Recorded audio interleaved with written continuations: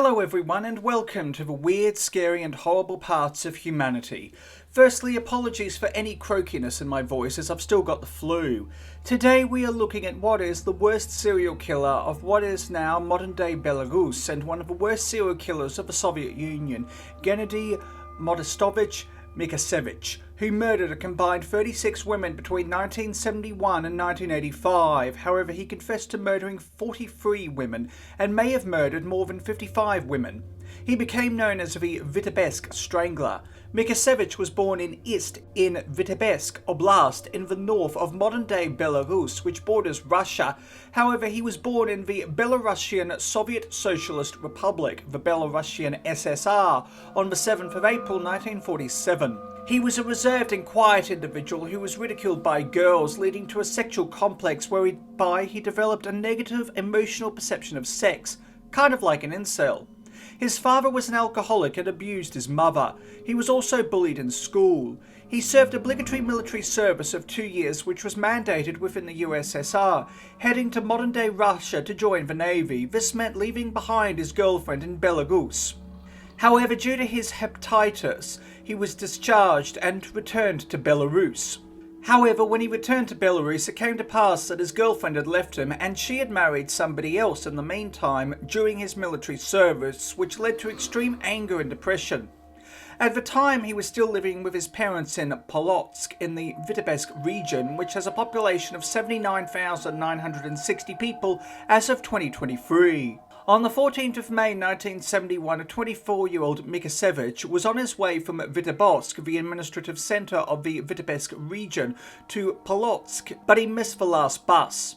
For an already depressed Mikhasevich, this was the final straw, and he prepared a rope loop to hang himself and started looking for a secluded place in which to end his life. However, he then saw a young woman on the road, 19-year-old Lyudmila Androlova, a native of Ekimen. He then attacked Androlova, raped her and strangled her. At the time, she was just 150 metres from her family home. With her body covered with pieces of turf, she had been gagged and had numerous abrasions on her face. Her body was not discovered until the 16th of May, and an investigation was carried out by Boris Laparevich of the Vitebsk Regional Executive Committee. It appeared to Laparevich that a sexual maniac was targeting women in Vitebsk. However, unable to solve the murder, in June 1971, Laparevich was removed from the case and replaced by Mikhail Zavarovich of the prosecutor's office of the Byelorussian USSR. Mr. Gluchakov, and I do apologise as I could not find his first name, was found guilty of the murder of Androlova and sentenced to 15 years in prison. Zanarovich would chastise Laparevich and told him, "This is how you have to work. You have to be able to solve crimes." It is worth noting that Zanarovich had a 100% success rate in solving crime. His most famous quote was, "Every man is a criminal. He hasn't committed a crime yet, but he might commit it." On the 29th of October 1971, in the outskirts of Vitebsk, Mikhasevich attacked another girl and tried to strangle her with a clothesline. The victim began to struggle and scream and bit the attacker's hand. School children heard the victim and, utilising a torch, found the victim. Realising what was happening, Mikhasevich fled the crime scene and abandoned the rope that he tried to use to strangle the girl. On the same day, near the village of Rub, he raped and killed another girl, with the body found on the 30th of October 1971. She had been strangled with a noose. However, this murder was not investigated as the murder was similar to that of Androlova, and this would mean that Glushakov would be released, and this was found to be unfavourable to the investigation. Hence, the murder of the second victim was not investigated and the noose was merely thrown away. On the 15th of April 1972, Mikhasevich committed the third murder, killing a woman near the Lushesa railway station on the outskirts of Vitebsk. A fourth woman was killed by Mikhasevich on the 30th of July 1972 around the same area. However, a witness to this murder confessed to seeing 3 young men with a German Shepherd near the crime scene. This led to 3 men being arrested in the suburbs of Vitebsk, all of whom had been seen walking their German Shepherd dogs. These were Valery Kovalev, Nikolai Yanchenko and Vladimir Pashkevich. The only evidence to link them was their ownership of a German shepherd. Re-enter Zavarovich. Zavarovich threatened the trio with the death penalty unless they confessed to the murder. Kovalev and Yanchenko confessed, but Pashkevich refused to confess. Kovalev was sentenced to 15 years in prison, Pashkevich to 12 years in prison, and Yanchenko to 2.5 years in prison. However, a fifth woman was murdered in April 1973 in the same area. Attending a technical school in 1973 in Vitebsk, the Gordok College of Agriculture Mechanization, Mikhasevich would graduate in June 1973. He then returned to Ist and started working in a Sokhov, a state-owned farm in the Soviet Union named Divinesky State Farm, where he worked as an auto mechanic. In 1975, Mikhasevich murdered 2 women in the Polotsk region. On the 28th of April 1976, he began working as a repair shop technician at the Divina breeding farm in the Polotsk region.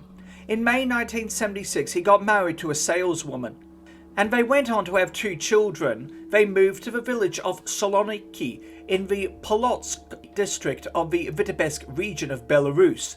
As of 2019, the population of the village is just 527 people.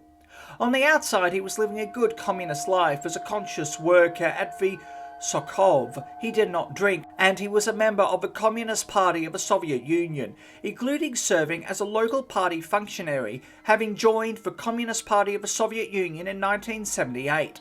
He was also a member of the Voluntary People's Druzina. The Voluntary People's Druzina was a voluntary detachment for maintaining public order in the Soviet Union, having been founded in 1955 and dissolved in 1991. It was similar to a neighborhood watch. However, Mikhasevich's murder spree continued, and he continued utilizing the modus operandi of targeting young women who were on their own near motorways and strangling or smothering his victims, assaulting them in solitary locations. Between 1976 and 1978, he murdered 4 women between Polotsk and Novopolotsk, raping 3 of the victims. Between 1979 and 1980, he would kill 2 women in the same area. As the 1980s came to pass, his modus operandi would become far more advanced. In 1981, he purchased a red ZAZ Zaporozhets and got access to the technical assistance car at the Sokhov. As a result, his modus operandi changed. He would lure women into his red ZAZ Zaporozhets, offering them a ride where he would kill them using improvised means, including a cord made of rye, and would rob his victims of money and valuable items, some of which he gave as a present to his wife, and others were as mundane as scissors. This also led to him changing the area in which he targeted his victims, and he began targeting them in other parts of the Vitebsk region, targeting women along the highways between Vitebsk, Polotsk and Lepel. In 1981 he killed 3 women, and in the summer of 1982 he killed 5 women. In 1983 he killed 1 woman. His most prolific year in committing murders was 1984, when he murdered 12 women. One of these was student Tatiana Katsubo, who left her dormitory on the 13th of January 1984. Her body was found near the railway embankment of the Luchesa station on the 2nd of February 1984. On the same day, 2 women disappeared in Vitebsk. The car of Oleg Adamov was found not far from the murder scene of Katsubo. In 2012, Adamov, who still lived in Vitebsk, would tell Svobodnaya Pressa but his case was completely fabricated against him. He was held in a prison for 15 days in a separate cell, and when he refused to confess, he was taken to a mental hospital and given psychiatric drugs while in the Novinky mental hospital. When he still refused to confess, police left a photograph of Katsubo in Adamov's apartment. As a result, Adamov was sentenced to 15 years in prison for the murder of Katsubo. Upon his sentencing, his mother attempted to commit suicide. A combined 14 innocent people were charged for Mikhasevich's crimes, and Mikhasevich would attend some of the trials. One, Nikolai Terenya, was sentenced to death and executed by firing squad, and another one, Vladimir Gorilev, became blind while in prison. After the sentencing of Mikhasevich, Belarusian USSR police came into a huge amount of controversy across the USSR for their incompetence, with the 14 people having been falsely charged for the murder spree. But with the murder spree continuing, the women around Vitebsk Oblast began to live in fear, with women who worked second and third shift refusing to go to work. Now, this was pretty significant, with women in the Soviet Union working in far larger numbers than other parts of the world at the time. In 1983, it was estimated that 80% of Soviet women aged between 15 and 54 worked, and by 1988 they made up 49% of the Soviet labour force. Moreover, many villages and streets in the oblast were empty after dark. Due to the incompetence of local police, the Central Committee of the Communist Party of the Soviet Union took over investigations, with 100 employees from all law enforcement agencies of the Belarusian Soviet Socialist Republic, the Prosecutor General's Office and the KGB all sent to Vitebsk Oblast to try and find the killer. In January 1985, investigator Myacheslav Ivanovich Grib, the head of the Internal Affairs Department of the Vitebsk Region Executive Committee, was put in charge of the investigation into the serial killer. This was at the insistence of Viktor Alexeyevich Pisakev, the Minister of Internal Affairs of the BSSR. Grib would go on to become a politician in modern-day Belarus, becoming the chairman of the Supreme Council of the Republic of Belarus between 1994 and 1996. Moreover, senior investigator for the Byelorussian USSR, Nikolai Ivanovich Igotovich, became involved in the investigation and believed that the murder spree had been committed by just one individual. Igotovich would become the People's Deputy of the Supreme Council of the Union of Soviet Socialist Republics from 1989 until 1991, before becoming the first Prosecutory General of the Republic of Belarus from the 15th of October 1991 until the 5th of December 1992, when he died of stomach cancer. Police knew that the killer was using a red Zaz Zaporozhets based on witness statements, and called on the Voluntary People's Druzynia to support in the search, which in the epitome of irony led to Mikhasevich searching other red Zaz Zaporozhets to try and find the killer. This also gave Mikhasevich an idea as to what police were looking for him and allowed him to remain one step ahead of them. However, with increased federal involvement from Minsk and the rest of the Soviet Union, Mikhasevich got worried and started to think that police were getting close to him. As a result, on the 16th of August 1985, he sent an anonymous letter to the acting editor of the chief of the newspaper Vitebsk Worker, named V. Romanovsky, and I do apologise as I couldn't find Romanovsky's first name. This was an attempt to pin the murder spree on an imaginary underground organisation named the Patriots of Vitebsk. The letter called on militants of the Patriots of Vitebsk to intensify the struggle of killing communists and lewd women. The letter to Romanovsky was immediately transferred to the regional KGB department, but initially the regional KGB department did not believe that the letter was important. However, on the 5th of September 1985, Mikhasevich murdered a woman in the village of Gamzelov in the Polotsk region, and on the 27th of October 1985, he murdered a second woman near the village of Palovichi in Vitebsk. There, he raped and strangled the woman with her own headscarf. He left a note on the tongue of the last victim, which stated, "For treason, death to the communists and their henchmen, patriots of Vitebsk." The KGB then began checking samples of writing by residents of the Vitebsk region, comparing the letters sent to the Vitebsk Worker and the letter found in the mouth of the victim on the 27th of October. A combined 556,000 writing samples were checked. The KGB also knew that the murderer drove a red Zaz Zaporozhets and began taking handwritten samples to drivers of red Zaz Zaporozhets. On the 25th of November, the Director-Inspector of the Polotsk District Department of Internal Affairs, Valery Verotnikov, took a handwritten sample from Mikhasevich. Utilizing Mikhasevich's handwritten sample, the KGB found a link on the 8th of December between this, the letter to the Vitebsk Worker, and the letter left in the mouth of the victim, who was found on the 27th of October.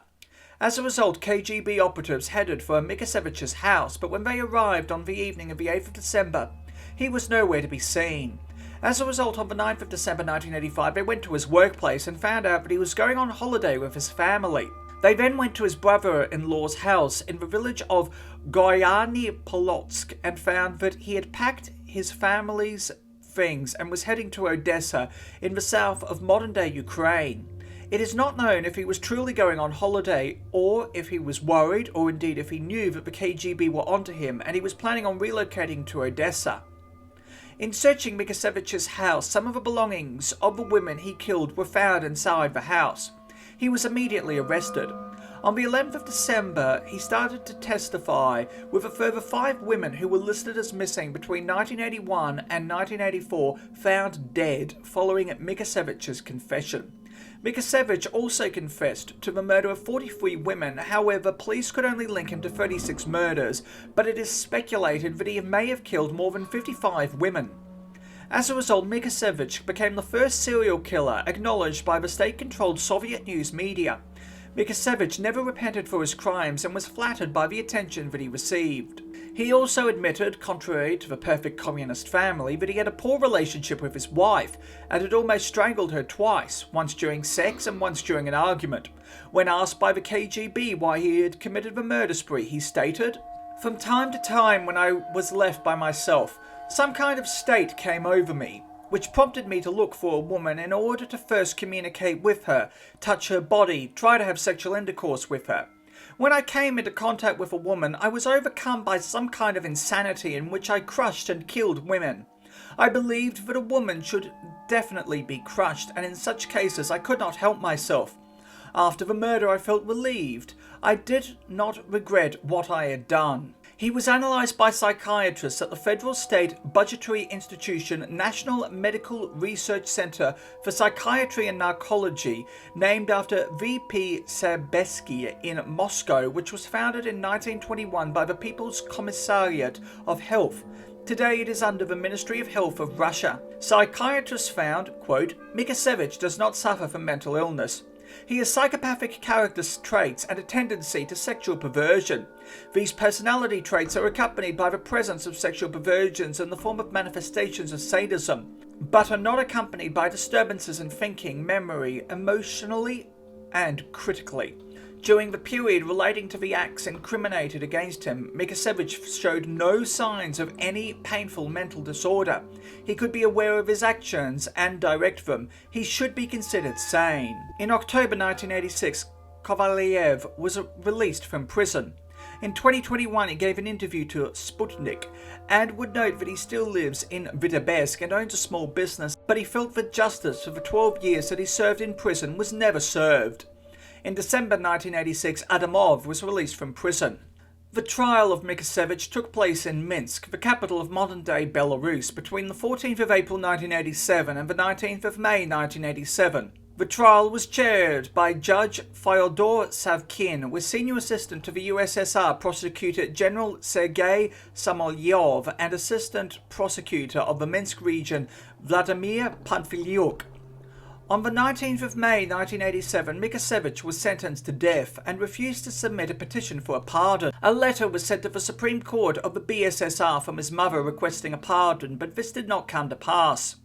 He was held at the notorious Byelorussian Castle, the central prison of the Byelorussian USSR in the capital Minsk. There he was executed by shooting on the 25th of September 1987. Byelorussian Castle remains open and operating in Minsk. Today, Belarus is the only country in Europe that actively utilizes the death penalty. His case became notorious in the Soviet Union, highlighting the corruption of the local police force. More than 200 employees of the Ministry of Internal Affairs of the BSSR were brought to justice, most prominently Mikhail Zavarevich, who was found guilty of abuse of power, concealing crimes and torture. Due to the ongoing investigations, one person would commit suicide. However, only the zonal prosecutor of the Transport Prosecutor's Office of the BSSR, Valery Sorokol, was sentenced to 4 years in prison, while other law enforcement officers received suspended sentences of imprisonment of between 2 and 2.5 years. Others were given reprimands, demotions in ranks and petitions, dismissal from law enforcement agencies, and expulsion from the Communist Party of the Soviet Union. However, Zanarevich was given amnesty following the 70th anniversary of the October Revolution and the criminal case against him. was dropped, and he was sent into retirement with all of the titles and awards maintained. However, Zaharevich would never admit his guilt. He would die in Minsk later in 1987. The case remains infamous in Belarus and Mother Russia, with the TV show The Murders made in 2019 and directed by David Tekebuchava, telling the story of Mikhasevich and broadcast on the 31st of May until the 4th of June 2021 on NTV. Thank you for watching. Please do yourself a favour and hit that subscribe button and the bell icon to be notified of when new videos come out. Also, why not hit that like button and leave a nice comment? It helps more than you know and your support is truly appreciated. Until next time, stay awesome, stay classy, be kind to everyone you meet, have an amazing day, and remember the truth is always more interesting than fiction.